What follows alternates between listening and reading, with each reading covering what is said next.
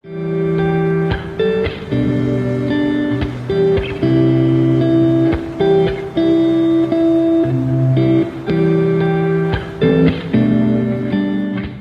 everybody, this is Perch, and here's an interesting question. I think it's a good one. It kind of goes to, it fits my mood. And I promise everybody who's listening to this channel, I'm trying to get myself in a little bit of a better mood, maybe a more positive place with comics, but there's some irritability, so I'm trying to get over it. But it's a good question, I think, that may help bridge us there. And it says, hey Perch, you've been mentioning that a number of the topics, a number of the items are pointless. They're stupid. They're distractions. They're social media bait, but they don't actually get us anywhere. So what are the important things in comics? What are the important problems? What are the important factors in comics? If it's not, the woke agenda, where do we go? All right, I won't read the next part. All right, it's a good question. So I think there are important problems in comics. I think they're not often discussed, but here's my take, and you guys may have your own, and that's fine. And depending on kind of where you sit in the culture war will probably dictate a little bit of where your point of view is, but I'll go over mine. To me, the biggest problem in comics, and it really is the overarching, I don't want to say the only problem in comics, but it dwarfs all the others because almost everything hooks off of it. I'm going to tell you, so if you've ever done kind of a corporate kind of, thinking thought process exercise, they do something called the 5 whys. I'm guarantee that almost everybody who's listening to this has no idea what I'm talking about, but a couple of you do, and you're like, oh my God, no. We're doing this? No. The purpose of the 5 whys is you ask the same question, and you answer it why 5 times. You have to shift your answer. The reason you're doing that is because you're trying to get to the heart of what the true problem is. Not the guess problem, not the the thing that we think might be the problem, but the actual real problem. What is the real root of the problem? The theory basically goes that if you're not attacking the root problem, then you're wasting your time. You're not going to get anywhere. You're just going to kind of fool around the edges, and ultimately, you're going to be right back to where you started. So if you say, for example, why isn't the comic industry doing better? And then maybe you say, well, it's because the comic quality is bad. Why? Well, because the people who are in the business right now are they struggle with how to put out good commercially successful material. Okay, why? Well, because they maybe they're bent to a certain ideology, and that's tilting how they think and how they create work. Why? Well, because ultimately there's not a lot of stakes in comics. Ultimately, it's not a career destination for people, so therefore, it's not a lot of motivation, a lot of push to do better. Why? This is the 5th why, by the way. What's the answer? There's not enough money in comics. And that, to me, is the problem. That's the root. We can fool around with all those things above, but the root is there's not enough money in comics. If there's not enough money in comics, you're not going to attract top talent. Now, that doesn't mean the people who are working, that doesn't mean everybody who's working in comics right now is not talented. There's definitely some talented people working in comics. But in many cases, that talent is retained through passion, not cash. And passion is great. I'm always glad to have it. But it doesn't. That doesn't keep you fed. That doesn't keep you, warm at night. It doesn't put you in a nice, rich house. And the problem in comics right now, fundamentally, is that there's not enough money in comics. Now, we can take it one step further and say, well, but why? Why is there not enough money in comics? And the answer can be because we're not selling enough comics. But that becomes a loop question. Why aren't we selling enough comics? Well, because there's not enough talented people in comics putting out talented work. Why aren't there enough talented people in comics putting out talented work? Because there's not enough money in comics. This becomes a circle. The root of the problem is there's not enough money in comics, which you can say, yeah, I mean, it's paper. It's 22 pages in a floppy. It's a whatever disparaging word you want to use. It's a pamphlet. It's a brochure. It's a marketing page. Whatever you want to say, fine. That doesn't change the fact that this genre, these IP, these characters are billion-dollar entities. Billion with a B. This is the kind of stuff that builds franchises. This is the kind of stuff that carries companies. Comics does have money, attention, and momentum. It absolutely does. To say otherwise is absurd. You're defying reality at that point. However, there's still not enough money in comics. If you had more money in comics, a number of things would change. The biggest of which is you'd have people who are more talented and people who are desperate to keep their jobs in comics. One of the big problems that you have in comics right now, because so much time gets spent on social media shenanigans and what people are saying, and oh my God, can you believe that this person is calling out that person? One of the reasons they do that is because they don't have a lot to lose.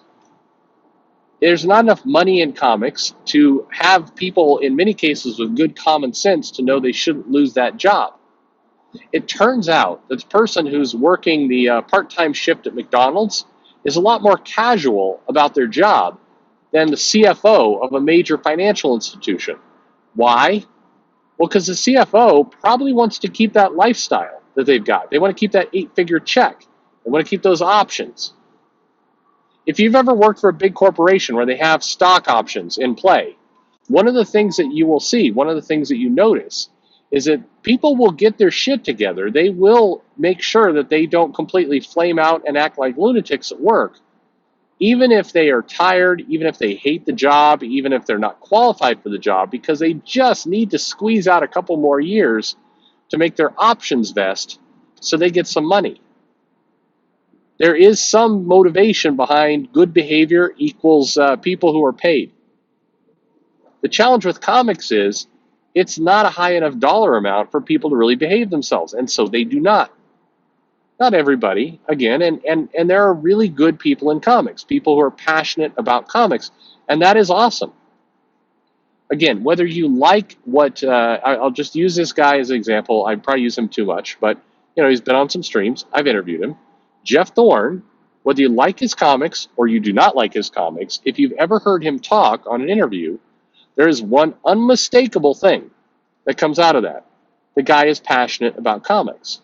The guy clearly cares about comics. He's doing comics not because he has to, but because he loves comics.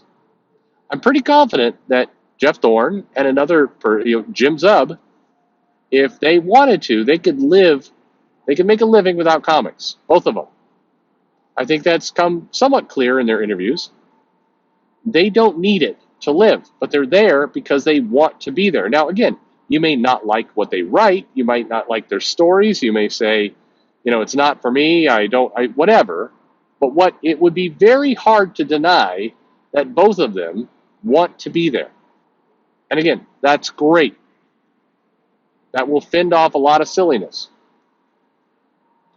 But when you're paid very little and you do not have the passion, that's a very bad combo. It means you're there because you don't have anything better going on. And when that is the case, that leads to a lot of silliness. That leads to a lot of random behavior. It leads to a lot of problems. But forget about the creator behavior for a moment, because honestly, there's way too much oxygen that goes to that anyway. Talk about the marketing, talk about the promotion, talk about the distribution, talk about any of the mechanics of comics. It's not exciting to talk about, supply chain.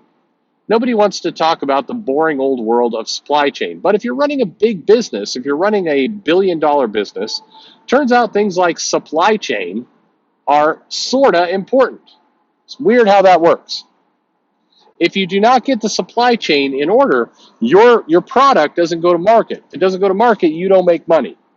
That's as they say, the deal. So you have to get that worked out.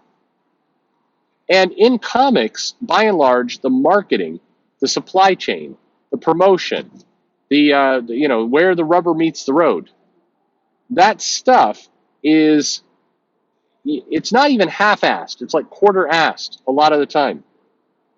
Look at I'll put it to you very simply. Right now, in comics, you have a situation where you've got a hot product, a hot property, and yet it is, You got billion-dollar movies out there, but they cannot, for the life of them, get it marketed well in other countries. They cannot seem to get their act together to get distribution in places where there's definite interest. The movies are doing well, but they can't get the product out there. Why can't they get the product out there? Well, largely because a lot of the people who are running that show are idiots. And I've met many of these people. I'm not trying to be, the big kind of angry shouting guy, but they're not good at their job. If you've ever worked in a big company, again, you may have heard this concept of, hey, we don't really know what to do with this person. We don't want to fire them. They're not, egregiously awful, but, we can't really promote them. They want to be promoted. We need to find a place for them. They call this a downward lateral move, or they call it a special project job. There's a lot of fancy names for this thing that happens, but it does happen quite frequently. And the reality is, a lot of the people in the distribution, a lot of the people in the marketing, a lot of the people in the promotion area of comics are special project people. They're people who are not good enough to go elsewhere in the organization. And this is the area where it's boring to talk about, because it's way more exciting to talk about people whose names we know. But this group are working for the parent company Disney or Warner Media, where anyone with strong talent would be getting the F out of Marvel, marketing and distribution, and take that, cushy job at Walt Disney theme park marketing and that would be a much better place. It's better paid, it's better money, better job security, higher profile. That's where the smart people will go. I mean, look, let's just be blunt about it. People have spent years talking about Sana Amanat being the nightmare of all of Woketown, and yet she clearly had an ambition to move up the chain at Disney, to be an executive there. And why not? I can tell you, an executive at Disney at the VP level or higher is somebody who's going to be making seven figures in all in, with base, with stock, everything else. If you're an EVP, you're starting to push multiple seven figures. That career track is all in over a course of 10 years. That's a 15 to $20 million career. That's what that's worth. It's worth it going there. So, where's Sana Amanat? Why doesn't she have that job? Why isn't she there? I don't know. Why not? Well, maybe she's not that good. Just saying. And by the way, I don't mean to pick on her, but the reality is, comics doesn't have enough money. Comics doesn't have enough business. If it had more money, if it had more business, you would see several of these pieces getting fixed. I mean, the creative talent is what it is, but the back office people, I mean, look, how is it that Webtoon and Tapas, and how is it that Shueisha Jump, a Japanese product selling Japanese material, how in the holy hell is that smoking the ass of the digital efforts of U.S. companies? How? It defies all logic. Do you realize how much harder it would be for a digital product to come into the U.S., feature something that culturally isn't the U.S. market at all, is really built for a kind of Japanese readership in terms of how comics get? I mean, hell, the comics are read backwards from what most U.S. readers are used to. The brand has zero name recognition inside the United States. Yet, somehow, despite all of that, the digital effort, this Japanese digital effort, is beating the shit out of the U.S. You've got Avengers Endgame making $2 billion, and the digital output of comic books is this little Shueisha app, which is absolutely just devastating the Marvel digital effort, which has the strength of a brand that in the movie theater is the number one movie of all time. When you look at that surface to surface, the only conclusion you can come to is the people who are involved at that level, at the comic book, are just not great people. And once again, I come back to there's not enough money in comics. Bluntly, more money in comics equals paying for smarter people, equals people who have the job are going to work harder to hold on to it because it's worth holding on to. So, to the original question, what's the real problem in comics? It's that. It's almost only that. There's lots of other theories, there's lots of other answers people can give you about a million different things. But if you just keep asking why, if you keep digging, where you get to is this. There's not enough money in comics. If there was more money in comics, there would be better people, there would be higher salaries, the stakes would be higher, and everything would improve. Everything. Money doesn't solve everything. It definitely solves this particular problem. We need comics to matter. Financially, it's not a plug for Zach's channel. We need them to matter financially from a care perspective. When they do, behavior improves. For yourself, if you are presented with two cars, a brand new Porsche and some beat to shit Chevy Nova, which car are you going to take better care of? You're going to take care of the car that costs more money. You're going to take care of that car more. Now, why are you doing that? Because the stakes are higher. It's really that simple. There's money, there's interest in comics, there's money available for comics, and quite frankly, that's what has to change. That's the problem. Everything else is a symptom of that core problem. Thanks for listening.